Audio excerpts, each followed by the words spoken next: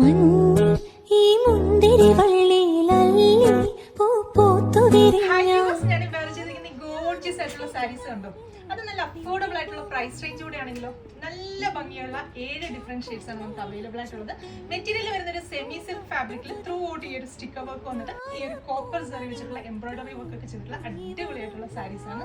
അതുകൂടാതെ ഒരു ഡിഫറെന്റ് ലുക്കിൽ നമുക്ക് സ്റ്റൈൽ ചെയ്യാനായിട്ട് ഇതുപോലെ ഒരു വേസ്റ്റ് ബാൻഡ് കൂടെ പ്രൊവൈഡ് ചെയ്യുന്നുണ്ട്. അപ്പൊ ഇത് ആവശ്യമെങ്കിൽ നമുക്ക് ഇത് വെച്ചിട്ട് വേറെ ചെയ്യാം, അതല്ലെങ്കിൽ നമുക്ക് നോർമൽ ഇതുപോലെ സാരീസ് ആയിട്ട് ട്രൈ ചെയ്യാം. പ്രൈസ് ആണ് ഏറ്റവും ഹൈലൈറ്റ് വരുന്നത് 1700 ആണ്. 1700 റേഞ്ചിലാണ് ഈ അടിപൊളിയായിട്ടുള്ള സാരീസ് നമ്മൾ ഇൻട്രൊഡ്യൂസ് ചെയ്യുന്നത്.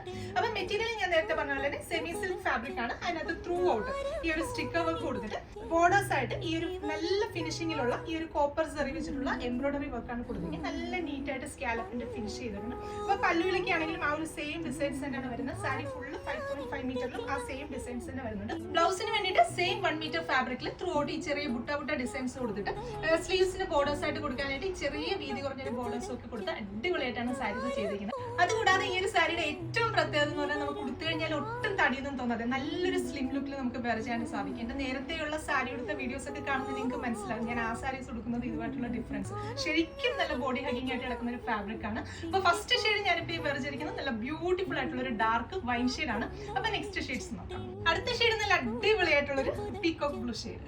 Next shade beautiful red. Next shade നല്ല ബ്യൂട്ടിഫുൾ ആയിട്ടുള്ള ബോട്ടിൽ ഗ്രീൻ ഷെയ്ഡ്.